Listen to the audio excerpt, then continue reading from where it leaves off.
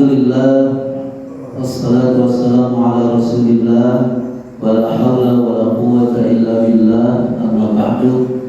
Jadi judulnya fikih kurban.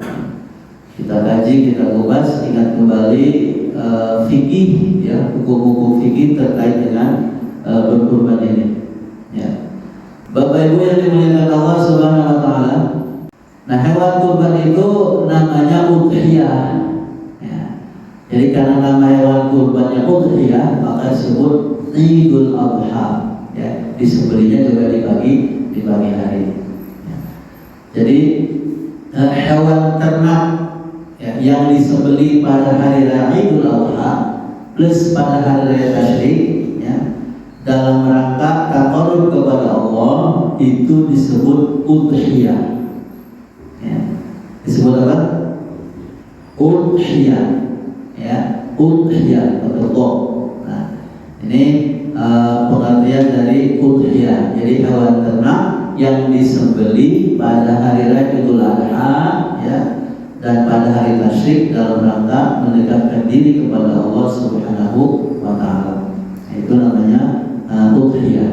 Nah, kita nyebutnya hewan kurban.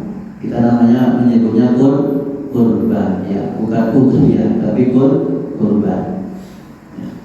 Jadi melakukannya namanya kurban, hewannya namanya udhiyah, gitu kan. Cuma kalau nyebutnya udhiyah agak repot, ya, di lidah kita itu. Ya, kalau kurban, nah itu udah biasa, ya, udah biasa. Apa keutamaan berkurban ini? Ya, keutamaan berkurban ini, ya, di antaranya yang pertama adalah menyembelih hewan kurban ini termasuk amal yang paling utama, ya, termasuk, ya. Jadi salah satu amal yang paling utama adalah berkurban, ya.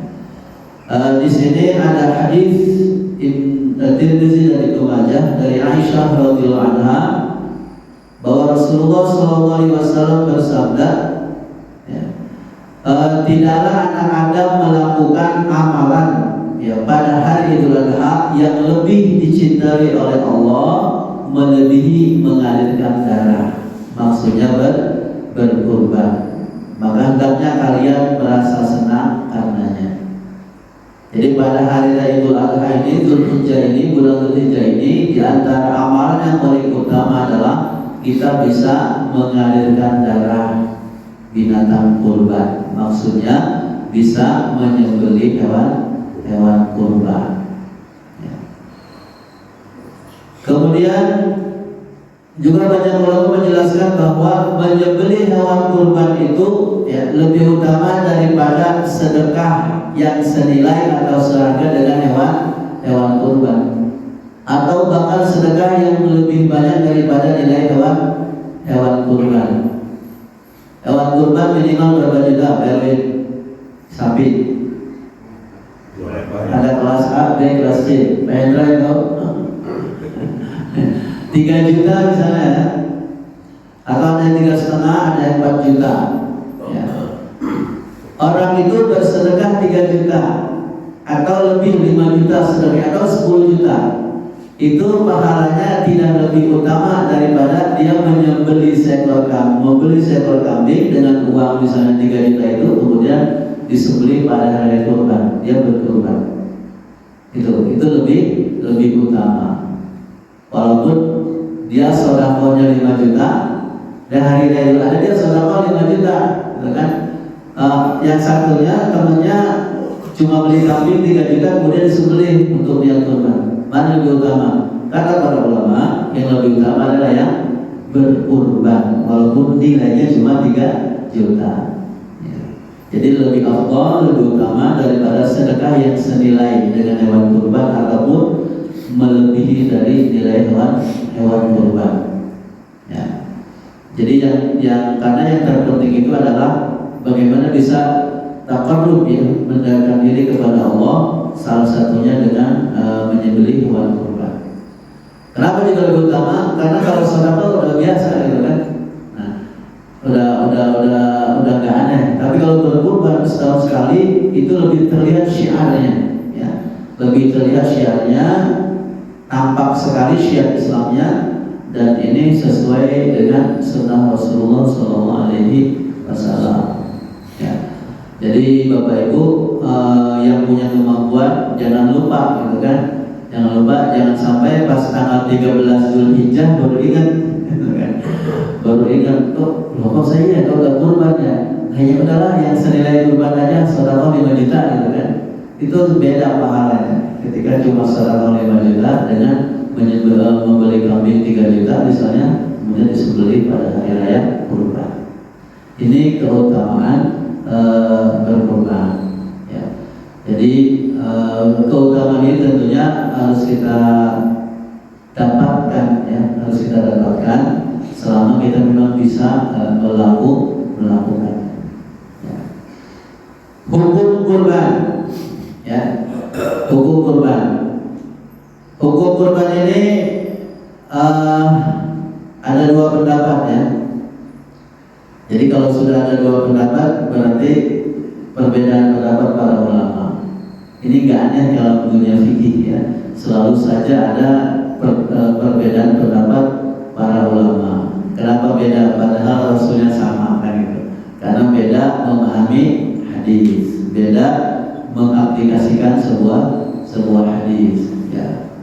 Di Indonesia yang sudah rutin berbeda, misalnya penetapan tanggal 1 Ramadan atau 1 Syawal atau 1 Dzulhijjah. Nah ini Allah alam, ya, selalu berbeda karena beda penerapannya. Ya, padahal sama-sama pakai ru'yah, sama-sama pakai hisab, misalnya seperti itu.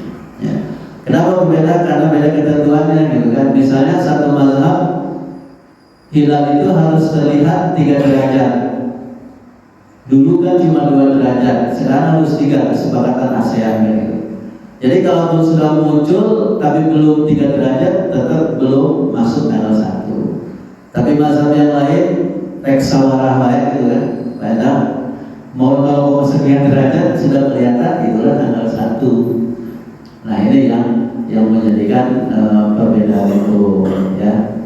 Kemudian yang kedua,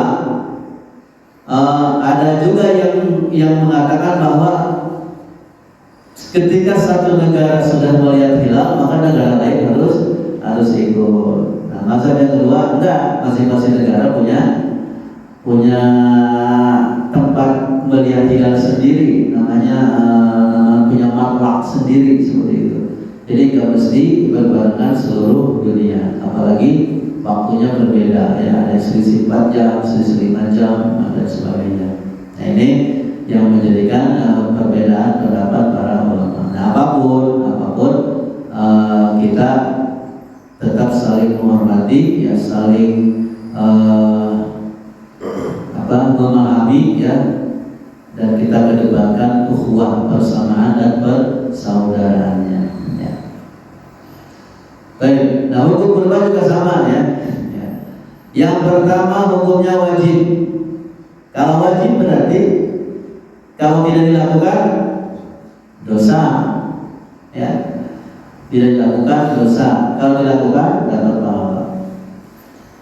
Wajib bagi siapa? Bagi orang yang berkelapangan, bagi orang yang punya kemampuan, ya, bagi orang yang punya kemampuan. Ini pendapat para ulama. Ada Rabi'ah, gurunya Imam Malik, ada Auza'i, ada Abu Hanifah, Imam Ahmad, ya. Dalam salah satu pendapatnya juga mengatakan wajib. Ada Laits bin Sa'ad serta sebagian ulama pengikut mazhab Imam Malik, dan juga termasuk Ibnu Taimiyah, ya, Ibnu Utsaimin, itu mereka mengatakan bahwa berkurban itu wajib, ya. Berkurban itu wajib bagi yang berkelapangan. Ya. Di antara dalilnya adalah hadis Abu Hurairah radhiyallahu anhu yang menyatakan bahwa Rasul bersabda, ya, barang siapa yang punya kelapangan, ya, punya keleluasaan harta, namun tidak mau berkurban, maka jangan sekali-kali mendekati tempat sholat kami. Hadis Ibnu Majah. Fala yaqrabanna musallana, itu bahasa Rasulnya. Jangan sekali-kali mendekati tempat sholat kami. Ya. Nah ini juga pemahaman para ulamanya kan berbeda gitu kan. Barang siapa yang punya kelapangan kemudian tidak berkurban, maka jangan sekali-kali mendekati musola kami. Nah, mazhab pertama ini mengatakan itu artinya berkurban hukumnya wajib. Karena Rasul sampai jangan sekali-kali mendekati musola kami, tempat sholat kami. Nah ini pemahaman pendapat yang pertama. Yang kedua sunnah muakkadah. Ya, sunnah muakkadah. Jadi walaupun dia punya lapangan, punya harta, ya, punya uang banyak, ya, hukumnya yang kedua ini, mazhab yang kedua, pendapat kedua adalah tidak wajib, sunnah muakkadah. Muakkadah itu sunnah yang sangat dikuatkan, sunnah yang sangat ditekankan. Jadi sebisa mungkin prioritaskan untuk dilaksanakan. Ya. Ini adalah mayoritas ulama, yaitu Imam Malik, Imam Syafi'i, Imam Ahmad, Ibnu Hazm dan lain-lain. Ya. Dalilnya adalah dari riwayat dari Abu Mas'ud Al-Ansari radhiyallahu anhu, beliau mengatakan bahwa sesungguhnya aku sedang tidak akan berkurban, padahal aku adalah orang yang berkelapangan. Itu kulakukan karena aku khawatir kalau tetanggaku mengira kurban itu adalah wajib bagiku, ya. Khawatir kurban itu adalah wajib bagiku. Nah, ini dalilnya, ya, dalilnya. Jadi tidak sedang berkurban saat itu. Kenapa? Karena khawatir kalau berkurban terus setiap tahun disangkanya nanti kurban itu hukumnya wajib, ya, hukumnya wajib. Kemudian juga dari riwayat Abu Sarihah, ya, aku melihat Abu Bakar dan Umar sementara mereka berdua tidak berkurban. Sementara mereka berdua tidak berkurban. Jadi seringnya berkurban. Sementara saat itu dilihat oleh Abu Sarihah, keduanya Abu Bakar dan Umar sedang tidak berkurban. Kemudian Ibnu Hazm berkata tidak ada riwayat sahih dari seorang sahabat pun yang menyatakan bahwa kurban itu wajib. Ya. Jadi hadis yang tadi mazhab pertama wajib, jangan sekali-kali mendekati musola itu bukan berarti wajib. Itu kan masih bisa dipahami sunnah muakkadah juga, nah, gitu. Nah, ini.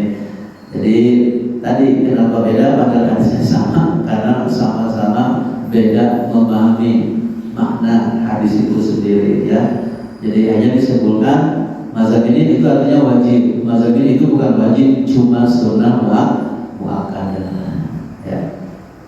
Kita mau pilih yang mana? Nah, jadi kalau sudah perbedaan pendapat, ya udah pilih yang paling nyaman di hati. Tenang ya kalau saya pilih ini, tenang kalau pilih itu, seperti itu, ya. Karena kalau kita ikut terus perbedaan pada pendapat, masing-masing punya argumen, masing-masing punya dalil, ya malah pusing gitu kan. Ya, udah pilih yang paling nyaman, yang paling enak, yang paling kita yang paling kita sukai, ya, seperti itu. Yang jelas masing-masing punya dalilnya, ya. Nah, dalil-dalil di atas tadi itu merupakan dalil pokok yang digunakan masing-masing pendapat, ya. Jika dijabarkan semuanya pendapatnya kuat, ya, kuat. Nah, maka kemudian ada poros tengah. Kalau poros tengah ingat reformasi, ya. ada poros tengah, ya, mazhab pertengahan, ya. Nah, para ulama ini ada sebagian memberikan solusi, ya. Jalan tengahnya adalah selayaknya bagi mereka yang mampu tidak meninggalkan berkurban, ya. Selayaknya. Kalau selayaknya ini wajib nggak? Sebaiknya, berarti kan, ya, kalau bisa sebaiknya tidak meninggalkan berkurban, karena dengan berkurban akan lebih menenangkan hati dan melepaskan tanggungan. Wallahu a'lam. Itu tafsir Adwaul Bayan. Nah, itu jadi bagi yang punya kelayakan kemampuan sebaiknya, gitu kan, yang bagi yaliku selayaknya sebaiknya, ya. Jadi sebaik bahasa sebaik ini juga berarti tidak wajib, cuma sebaiknya ya tetap berkurban, ya. Kalaupun tidak tiap tahun, ya setiap sekian tahun, misalnya gitu. Syukur-syukur bisa tiap dia tahu. Kemudian yakinlah bagi mereka yang berkurban, Allah akan segera memberi ganti biaya kurban yang dia keluarkan. Ya, yakin itu ya. Ketika bapak-bapak, ibu-ibu transfer ke Pak Eko misalnya sekian juta, minggu depannya sudah Allah ganti kan? Ya, rasanya pertama. Ketika transfer Pak Eko nih ikutan sapi buat 7 orang, berapa sih? 1 orang 4 juta ya sapi ya. Ternyata nggak lama kemudian Allah gantinya Pak, ordernya naik, ya, banyak pengunjung gitu kan, ke tokonya dan sebagainya ya. Kemudian ada apa tambahan apa gitu kan, bonus apa, misalnya perusahaannya kecil ya. Itu emang perlu keyakinan tinggi ya. Jadi makanya di sini yakinlah bahwa pasti Allah akan mengganti. Karena setiap pagi Allah mengutus 2 malaikat ya, yang mendoakan kita, Allahumma a'ti munfiqan khalafa. Ya Allah, berikan ganti bagi yang berinfak hari ini, ya, bagi yang bersedekah pada hari hadis Bukhari. Nah, ini hukum berkurban dan keutamaannya ya. Jadi kesimpulannya para ulama ada yang mengatakan wajib bagi yang punya kemampuan. Yang kedua, walaupun punya kemampuan tetap punya sunnah muakkadah. Sunnah muakkadah yang mungkin jalan tanya tadi sebaiknya gitu kan, sebaiknya kalau memang terus mampu ya lakukan ya sebaiknya, karena itu lebih mendekatkan diri kepada Allah dan yakin bahwa Allah pasti mengganti ya, Allah pasti mengganti. Wallahu a'lam. Nah itu hukum kurban. Kemudian hewan yang boleh digunakan untuk kurban ya. Hewan yang boleh digunakan untuk kurban ya. Jadi tidak semua hewan bisa dikurbankan ya. Hewan kurban hanya boleh dari hewan ternak tertentu, namanya bahimatul an'am, yaitu unta, sapi dan kambing. Berarti bagian ayam ayam tidak boleh untuk berkurban. Ya, jadi minimal kambing. Walaupun ayamnya senilai harga kambing.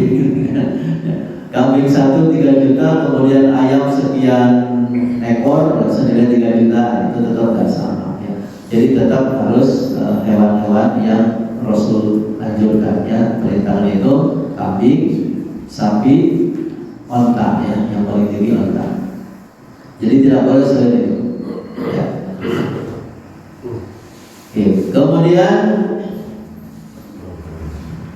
ya, sekalipun ada yang berkurban dengan hewan lain ya, tadi misalnya ayam, burung, dan nilainya lebih tinggi, rupiahnya lebih tinggi dari harga seekor onta misalnya, seekor sapi misalnya, itu tetap tidak dinamakan berkurban.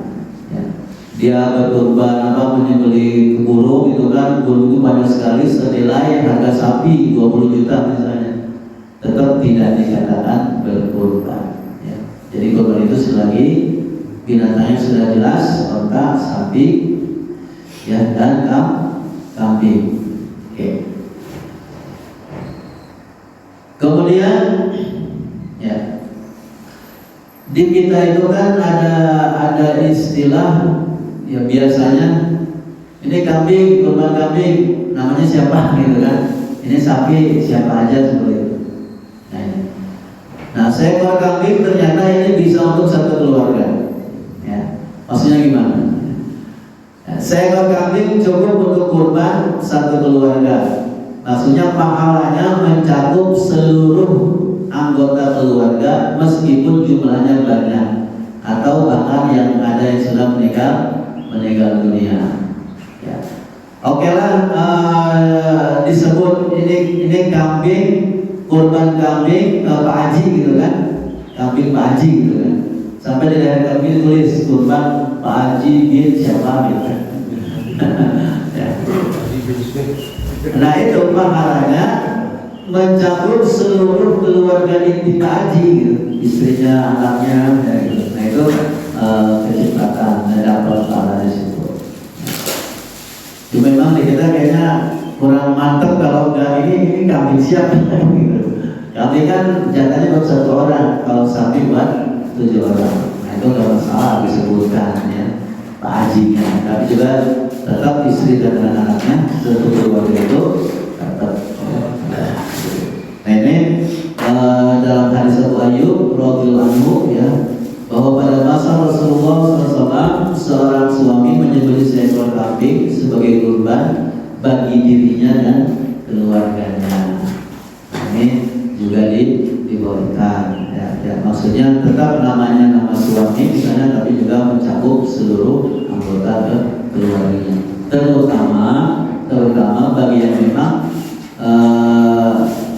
sebenarnya tidak punya kemampuan maksudnya, tapi dia bismillah niat buat ingin berkurban ya, sampai nabung berbulan-bulan bertahun-tahun.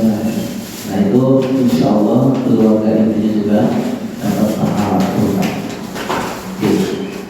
Maka ya tidak mesti sebenarnya seseorang mengkhususkan kurban untuk salah satu anggota keluarganya tertentu. Misalnya kambing 1 untuk anak pertama, kambing 2 untuk anak kedua, kambing 3 untuk anak ketiga dan seterusnya. Ya, sebenarnya tidak mesti begitu ya. Tapi di kita memang sudah tradisi, gitu. Tradisi nggak apa gitu kan, kalau nggak ditulis gitu. Ya. Jadi kalau kambing berarti 1 ditulis itu di namanya itu, kemudian kalau sapi 7 orang kan seperti itu. Biar yang belinya melihat namanya. Itu sebenarnya keluarganya juga sudah termasuk berkurban. Ya.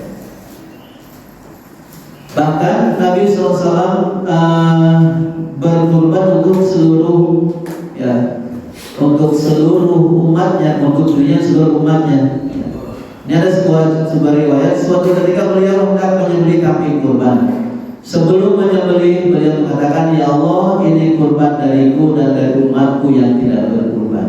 Hada minni, ya, hada minni wa min ummati. Ini adalah kurban dariku dan dari umatku yang tidak berkurban, ya, yang tidak berkurban. Ini sehingga kaum muslimin yang tidak mau berkurban juga tetap dapat kecipratan pahala berkurban. Karena Rasulullah mengatakan ini dariku ya Allah dan dari umatku. Nah, maksudnya buat umat yang tidak bisa berkurban, karena tidak semua kita bisa berkurban kan gitu ya. Kalau warga GME mungkin semuanya bisa ya. Ya insya Allah ya. Mestinya sih insya Allah ya. Kalau tidak tiap tahun ya berapa tahun sekali seluruh tiap tahun. Adapun yang dimaksud kambing hanya boleh untuk 1 orang, sapi untuk 7 orang, dan onta berapa orang? 10. Ya. Kita nggak ada onta karena ontanya nggak ada ya. Ya. Jadi ada ketentuan kambing hanya 1, sapi 7, maka 10. Ya. Itu adalah biaya pengadaannya. Ya. Biaya pengadaan kambing hanya boleh dari 1 orang. Biaya pengadaan sapi hanya boleh dari maksimal 7 orang. Jadi 7 orang itu maksimal. Kalau grup keempat cuma ada 5 orang, yang penting sudah senilai sapi ya sudah cukup. Jadi maksimal 7 orang. Jadi kalau mesti harus 7. Kalau baru 1 orang 20 juta langsung ya nggak apa-apa, lebih bagus. Jadi yang dimaksud itu biaya pengadaannya. Ya, nih saya uang 4 juta kasih ke panitia kambing gitu kan, itu uang saya sendiri, bukan patungan gitu kan, bukan. Ya. Itu yang dimaksud itu pengadaannya. Sedangkan pahalanya insya Allah semua keluarga kita juga telah kebahagiaan, walaupun namanya nggak ditulis di situ. Oke. Namun seandainya ada orang yang hendak membantu sahibul kurban yang kekurangan biaya untuk membeli hewan, maka diperbolehkan dan tidak mempengaruhi status kurbannya. Dan status bantuan di sini adalah hadiah bagi sahibul kurban. Jadi Sahibul kurban itu orang yang berkurban nih. Harga kambing 3,5 juta misalnya, dia baru punya 3 juta, bilang temannya, saya pengen makan kurban, seumur kurban, tapi umumnya cuma ada 3 juta, pas nyari ke pasar kambing minimal 3,5 juta harganya kambing, 3,5 kali 5.000, katanya udah deh 5.000, ya, gitu. Jadi membantu, di saya tambahin 500.000, tapi yang 500.000 itu niatnya apa? Sodako, hadiah, ini hadiah dari saya 500.000. Nanti dia punya uang diteruskan akan berarti pas dibeliin kurban. Ini diperbolehkan, ya.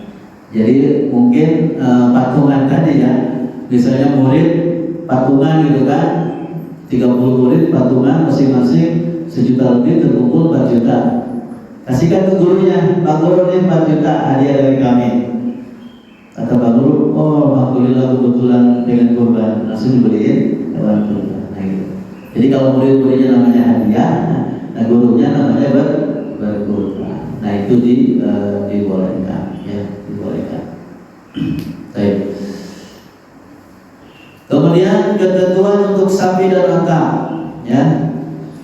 Seekor sapi dijadikan kurban untuk 7 orang, sedangkan unta untuk 10 orang, ya. Nah dalam masalah pahala, ketentuan kurban sapi sama dengan kurban kambing, artinya urunan 7 orang untuk kurban seekor sapi pahalanya mencakup seluruh anggota keluarga dari 7 orang ikut urunan tersebut. Ya, tetap kayak kambing, ya, jadi pahalanya buat keluarga. Yang sapi juga sama, ya. Yang 7 orang itu masing-masing keluarganya pahalanya dapat seperti itu. Nah, jadi selama ini kan, ya termasuk saya waktu kecil kan namanya belajar di SD itu kan guru agama bilangnya begitu, ya. Kambing buat 1, ya, 7 maksimal buat 7 orang. Jadi yang kalau nggak disebutnya berarti belum dapat pahala kurban gitu kan. Walaupun yang kurban bapaknya, anaknya yang kebagian. Itu dulu dapat ilmunya begitu. Setelah belajar lagi jadi santri dan sebagainya, ketemu hadis-hadisnya ternyata tidak seperti itu, ya. Jadi bapak-bapak 7 orang sini korban sapi gitu kan, maka insya Allah berarti semua keluarga, masing-masing keluarga 7 orang itu sudah dapat pahala berkurban, walaupun namanya tidak ditulis di situ di 7 orang itu, ditulis cuma bapaknya doang atau cuma suaminya doang, cuma istrinya doang. Oke. Kemudian berikutnya arisan kurban. Yang biasa arisan biasanya siapa nih? Ibu, ya. Ada arisan kajian subuh ya. Arisan kurban kambing atau kurban sapi. Ya, mengadakan arisan dalam rangka berkurban ini masuk dalam pembahasan berhutang untuk kurban. Benar nggak? Arisan itu kan hutang sebenarnya. 10 orang arisan. Ada bulan pertama yang dapat si bulan, tidak dapat itu kan arisannya 1 juta, 10 juta dapat. Kan nanti punya hutang kan, harus dibayar tiap bulan 1 juta gitu. Hakikatnya gitu. Kalau yang belum dapat, yang terakhir dapat nanti nabung. Yang dapat duluan berarti hutang, punya hutang, ya. Jadi kalau sudah dapat arisan jangan kabur, ya. Jangan kabur, harus bayar terus, ya. Jadi pembahasan berhutang ini berhutangnya untuk kurban, ya. Karena hakikat arisan adalah memang hutang, ya. Sebagian ulama menganjurkan untuk berkurban meskipun harus hutang. Nah, ini luar biasa, ya. Sebagian ulama menganjurkan berkurban meskipun harus hutang. Nah, di antaranya Imam Abu Hatim, ya, dinukil oleh Ibnu Katsir dari Sufyan Ats-Tsauri tafsir Ibnu Katsir, ya. Kemudian juga Imam Ahmad dalam masalah ya sama, ya. Jadi boleh berhutang, ya. Boleh berhutang. Baik. Kemudian juga Sufyan Ats-Tsauri mengatakan dulu Abu Hatim pernah berhutang untuk membeli unta kurban. Beliau ditanya, kamu berhutang untuk beli unta kurban? Beliau jawab, saya mendengar Allah berfirman, lakum fiha khair. Kamu peroleh kebaikan yang banyak pada unta-unta kurban tersebut. Jadi ingin dapat kebaikan, dapat pahala itu sampai berhutang, ya.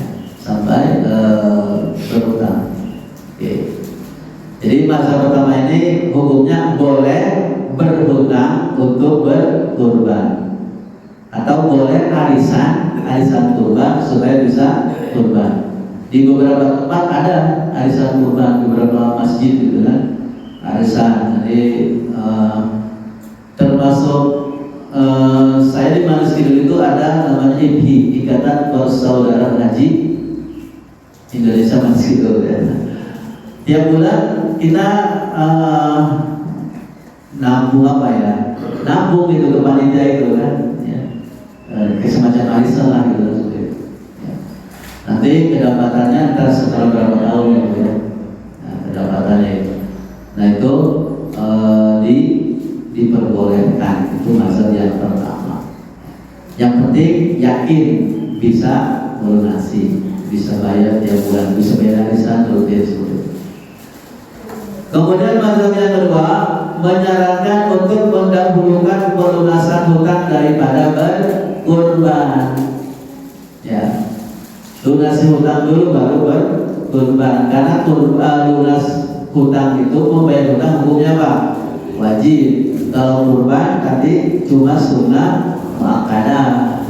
Kalaupun yang wajib tetap hutang lebih utama. Ini mazhab yang kedua. Ya. Punya uang 3,5 juta, punya hutang 3,5 juta, ekor kambing kurban 3,5 juta. Mazhab yang kedua ini dahulukan apa? Bayar uang hutang, jadi nggak korban. Kalau mazhab pertama boleh, itu uang buat bayar hutang diberikan kambing buat korban dulu. Nah, bayar hutangnya nanti bulan depan bisa atau bulan seterusnya. Ya, gitu. Mana yang paling benar? Semuanya benar. Ini benar-benar silakan pilih yang paling nyaman. Ya, kalau memang yakin bisa bayar hutang korban itu ya silakan berkorban dulu ya. Baru nanti lunasi hutang seperti itu. Nah ini diantaranya Syekh Utsaimin mengatakan bahwa jika orang punya hutang maka sebaiknya mendahulukan pelunasan hutang daripada berkurban. Ya. Nah ini jadi mazhab yang kedua ini tetap hutang dulu baru berkurban. Nah kalau yang pertama tadi boleh kurban dulu baru bayar hutang. Ya. Jadi kan mungkin ada orang yang seumur hidupnya sampai usia sekarang, ya. Kalau pendan sih udah sering ya berkorban. Ya. Mungkin ada orang yang udah 50 tahun, 60 tahun ya belum pernah berkorban, pengen merasakan gimana sih rasanya bisa berkorban seekor kambing ya minimal. Ya. Nah, sampai akhirnya ikut arisan segala macam nabung, punya hutang juga misalnya. Nah, kalau mazhab yang pertama boleh ya korban dulu karena semua itu belum kurban gitu kan. Nanti bayar hutangnya bulan depan seterusnya. Kalau mazhab yang kedua lunasi tutukannya baru berkurban. Oke, sebenarnya pernyataan ulama di atas secara saling bertentangan. Baik yang boleh kurban dulu bayar hutang maupun yang lunasi hutang dulu baru berkurban. Karena perbedaan ini didasari oleh perbedaan dalam memandang keadaan orang yang berhutang. Jadi kondisi orang yang berhutang yang kita lihat ya. Sikap ulama yang menyarankan untuk berhutang ketika kurban ini dipahami untuk kasus orang yang keadaannya mudah dalam melunasi hutang. Ya. Orang yang keadaannya mudah melunasi hutang. Atau kasus hutang yang jatuh temponya masih panjang. Nah ini boleh hutang apa kurban dulu ya, karena dia yakin bisa bayar hutang di bulan berikutnya atau masih jauh jatuh temponya gitu. Kan kurbannya bulan Juni ini, jatuh temponya Desember kok gitu kan, masih lama. Ini pakai kurban dulu. Nah, ini bagi solusi lebih jalan tengahnya lagi prosesnya lagi. Sedangkan anjuran untuk melunasi hutang terlebih dahulu ini dipahami untuk kasus orang yang kesulitan melunasi hutang atau hutang yang menuntut segera dilunasi. Gitu. Ini jatuh temponya tanggal 30 Juni ya. Tahun ini gitu kan. Jatuh temponya. Ini uang pasti baru melunasi hutang, pas juga untuk beli kambing. Nah untuk kasus ini berarti mana yang dahulukan? Lunasi hutang karena jatuh temponya 30 Juni ya. Kalau yang tadi jatuh temponya 30 Desember masih lama kan itu. Itu salah satu solusi juga ya. Jadi lihat kondisi orangnya ya. Nah kalau bapak-bapak GME, ibu insya Allah termasuk yang bisa melunasi utang kapanpun gitu kan. Jadi nggak apa-apa mau kurban dulu, nanti utangnya bulan berikutnya seperti itu. Jadi lihat kondisinya. Ya. Baik. Nah dengan demikian maka jika arisan kurban kita golongkan sebagai hutang yang jatuh temponya panjang, ya. Arisan jatuh temponya banyak ya. Arisan ada 12 bulan, ada 4 bulan, ya. Tahun 2 tahun. Atau hutang yang mudah dilunasi, maka berkurban dengan arisan adalah salah satu hal yang baik. Allah, itu kesimpulannya ya.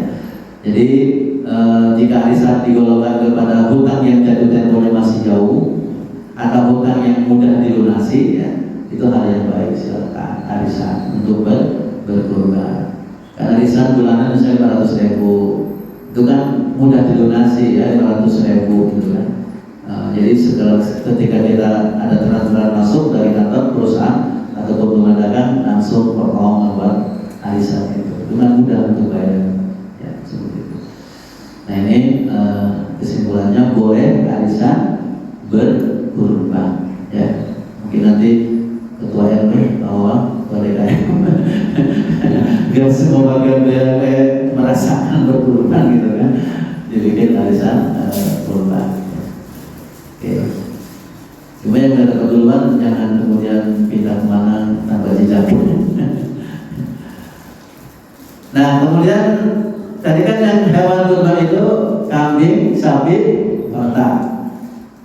Di kita kan ada kerbau. Daerah mana? Di Kuningan masih ada yang di Kuningan. Ya. Di Majalengka ada Lewi Munding kan gitu. Ya, Lewi Munding. Nama kecamatannya. Munding itu kerbau. Nah ini gimana hukumnya ya? Nah para ulama menyatakan kerbau dengan sapi dalam berbagai hukum dan keduanya disikapi sebagai satu jenis ya.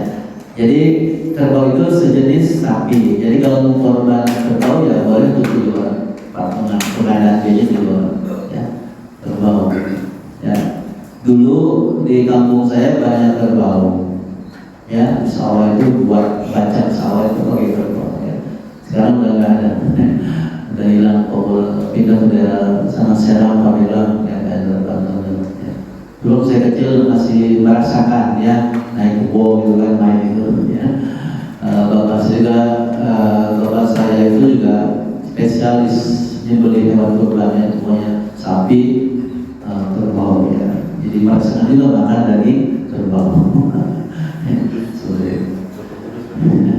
Jadi kalau berhewan kerbau, kurban kerbau maka itu disamakan dengan sapi. Boleh untuk 7 orang. Ya. Tapi di Kuningan jarang, nggak ada. Jarang mana ya? Ada kan Kaliaren? Kaliaren masih ada. Pakai bajak sawah. Ya mungkin orang Kaliaren Anda ada berkorban kerbau ya. Indah. Ya, cara masaknya tanya dari. Kayak di Kudus kan? Ya. Tinggal kerbau. Kemudian ada urunan kurban satu sekolahan. Urunan kurban satu sekolah ini tradisi ya. Biasanya di sekolah SD ya, di OTS di sekolah itu. Terdapat satu tradisi di lembaga pendidikan di kita, ketika Idul Adha tiba, sebagian sekolah menggalakkan kegiatan latihan kurban bagi siswa. Masing-masing siswa dibebani iuran sejumlah uang tertentu. Hasilnya digunakan untuk beli kambing dan disembelih di hari kurban. Apakah ini bisa disebut pada kurban? Ya, ini bukan kurban. Ini hanya sedekah, hanya infak gitu.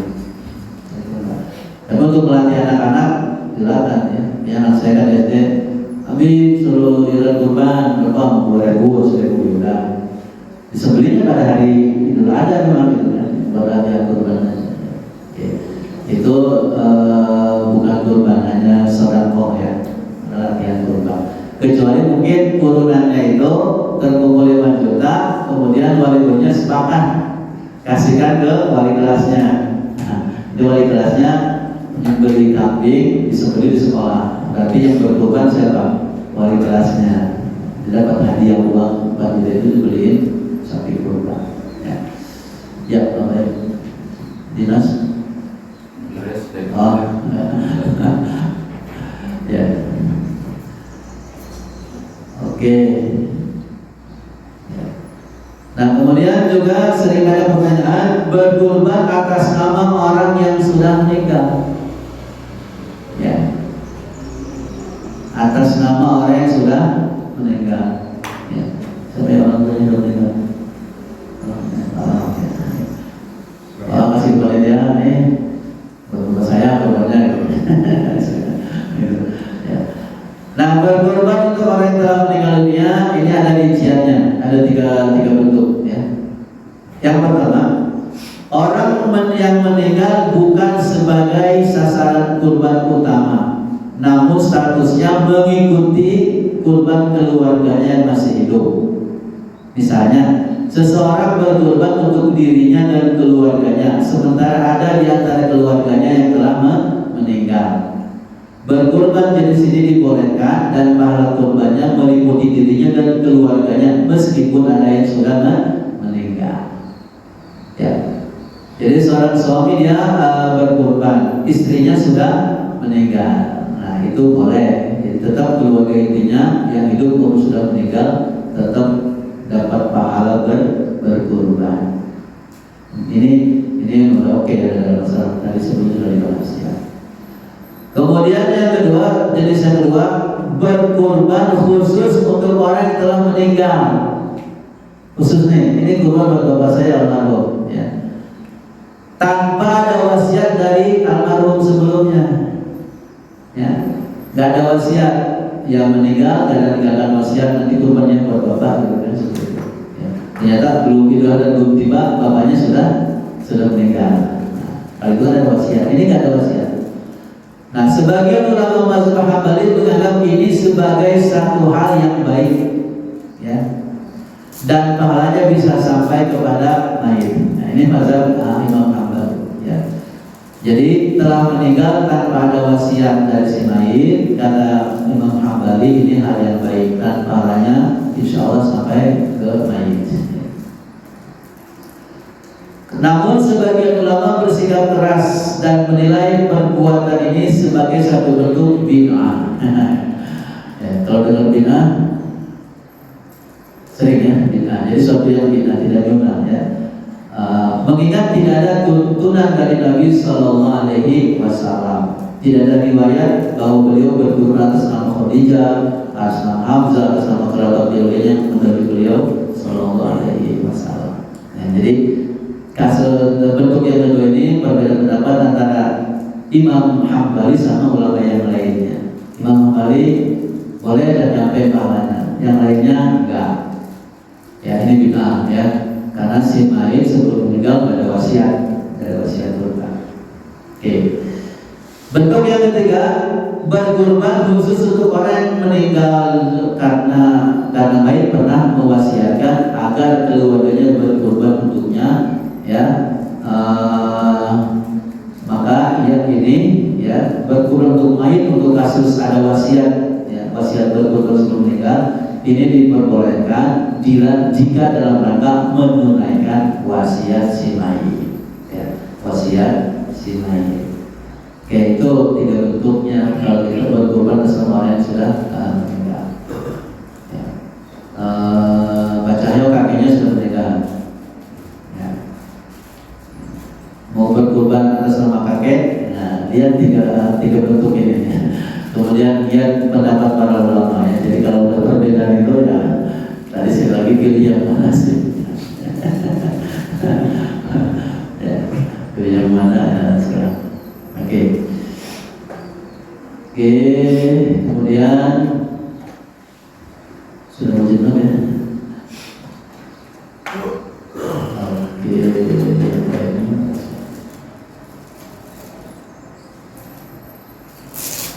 Apakah harus janda? Sebenarnya tidak ada ketentuan jenis kelamin, tidak harus jantan, betina pun boleh sebenarnya gitu. Cuma memang buat populasi memang biarkan yang jantan lah yang kurbannya lebih aman. Jadi hewan jantan lebih baik dan memang lebih mahal dibandingkan hewan betina. Ya.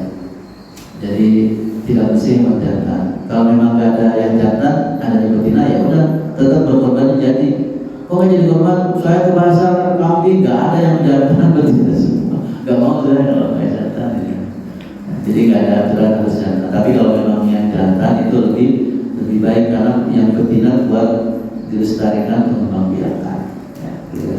Kalau yang jantan kan satu jantan buat sekian betina nggak ada masalah kan gitu.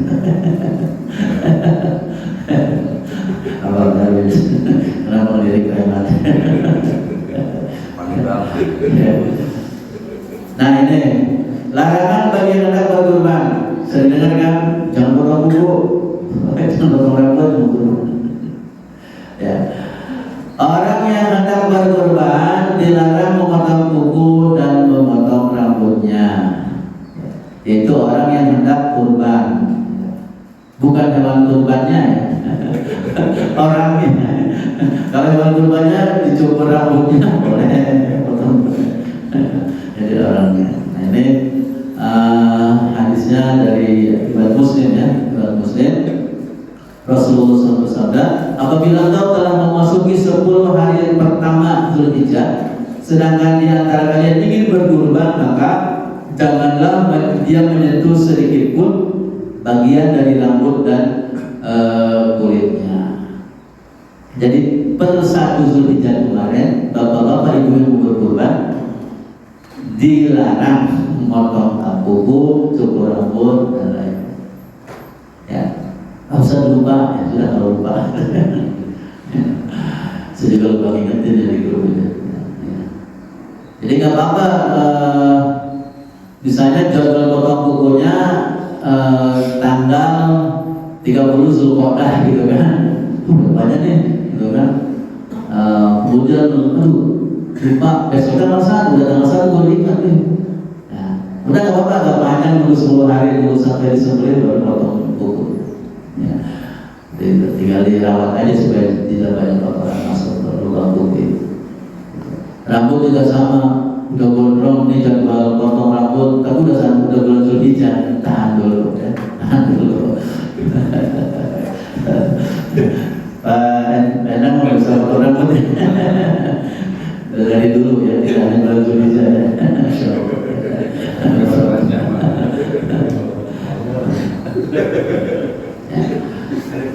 Jadi ya sebisa mungkin jangan potong kuku dulu, jangan potong dulu. Nah, apakah ini berlaku untuk kepala keluarga yang berkurban atau berlaku untuk seluruh anggotanya? Nah, kan yang korban itu peendangnya dibatasi patungan sapi gitu kan, 4 juta. Apakah peendangnya saja dilarang atau seluruh anggota keluarganya? Ini berlaku hanya untuk peendangnya saja, tidak berlaku bagi istri dan anak-anak. Walaupun tetap istri dan anaknya juga dapat pahala kurban. Ini jadi yang kemarin kelupaan ini udah tanggal 4 Zulhijjah sekarang 34 hari ini. Mungkin Zulhijjah kalau potong kuku, potong rambut ya nggak apa-apa. Karena lupa ya. Sekarang udah ingat, tahan dulu ya, jangan potong rambut sampai hewannya potong. Waktu penyembelihan biasa 4 hari, tanggal 10 sampai tanggal 13 ya. Kalau hewannya banyak ya dibikin, dibagi-bagi, hari ini berapa ekor, besok berapa ekor ya. Kalau di saya di pesantren ya, karena 3 hari baru selesai ya, karena ratusan kambing, sapi juga banyak ya. Kalau seharian kasihan tukang ini tim potong, tim panitianya. Yang penting sampai tanggal 13 Zulhijjah ya. Tempat penyembelihan disunahkan menyembelih adalah tempatnya di tanah lapangan tempat sholat Id diselenggarakan. Ya, itu sunahnya sih di situ. Sholat Idnya di mana ya di situ dipotongnya gitu. Kalau memungkinkan ya. kalau memungkinkan. Kalau enggak ya boleh di tempat manapun yang disukai. Boleh di halaman rumah sendiri, boleh di halaman rumah sendiri, boleh di halaman masjid, dari mana. Ya. Di sini di mana sih? Sekarang ini. Sudah ini ya. Soalnya situ. Ya, berarti kita bersunah insyaallah. Ya. Siapa menyembelih hewan kurban? Sebenarnya sunahnya orang yang berkurbannya, gitu. Pak yang kurban ya Pak. Sebenarnya sunahnya begitu ya. Pak Haji yang kurban ya Pak Haji. Yang ingin Pak Sigit yang mau Pak Haji jawab ya. Ya, gitu. Ya, sunahnya begitu ya. Jadi walaupun boleh diwakilkan kepada orang lain, boleh diwakilkan ya. Yang korbannya Pak Sigit yang nyebutnya Pak Erwin boleh. Ada sebaliknya Pak Erwin korban Pak Sigit yang nolongnya.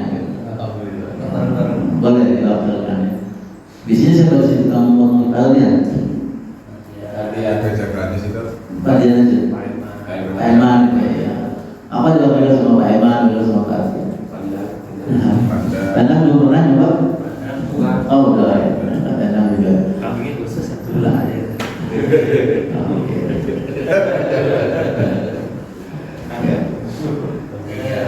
Oke, tata caranya ya Tuhan kita sudah tahu ya. Jadi Bismillahirrahmanirrahim ya. Kemudian azaminka walaka. Harus ya. Sebutin namanya. Nah, boleh. Oke. Apalagi mengucapkan salawat. Sebenarnya nggak ada dalil ya.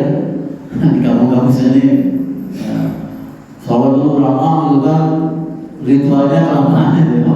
Wah, baca selawatan dulu yang nggak ada dari baca selawat ya. Ketika hendak menyembelih. Itu Bismillahirrahmanirrahim. Ada minka Allah taqabbal minni aw min fulan.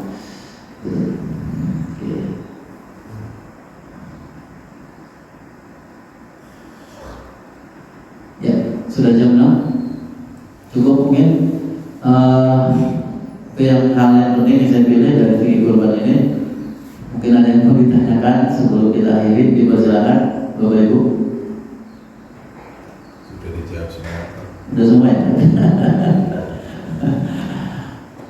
Ada yang nanya nih, bolehkah memberikan daging kurban kepada orang kafir? Di sini ada orang kafir. Ada non muslim di sini? Ya. Boleh nggak? Iya, boleh. Kalau mazhab Maliki hukumnya makruh. Ya. Syafi'iyah haram. Ya.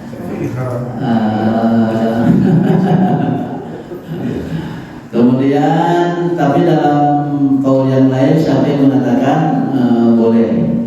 Ya, boleh ya. Jadi mungkin kesimpulannya dahulukan dulu umat Islamnya dapat semua. Kira-kira masih ada sisa-sisa masih ada non muslim. Ya. Gitu ya. Atau mungkin kalau yang Islamnya dikasih sekian kilo, yang non muslimnya setengahnya atau mau disamakan juga boleh. Syafi'i dalam kitab Mazmu ya Syarh Mazhab ini boleh memberikan sebagian kurban kepada tapi kafir zimmi ya. Kafir zimmi itu kafir yang baik sama kita ya. Bukan kafir harbi yang ngajak perang terus ya, ngajak perang terus gitu. Enggak. Tapi kafir yang memang dia mau bersama kita, nurut sama aturan Pak RW gitu kan. Nurut sama aturan RT seperti itu. Ya, cukup ya. Baik Bapak Ibu, demikian karena sudah semakin siang, mungkin ada yang mau aktivitas dan sebagainya. Mohon maaf, semoga bermanfaat. Subhanallah wa bihamdika, asyhadu an la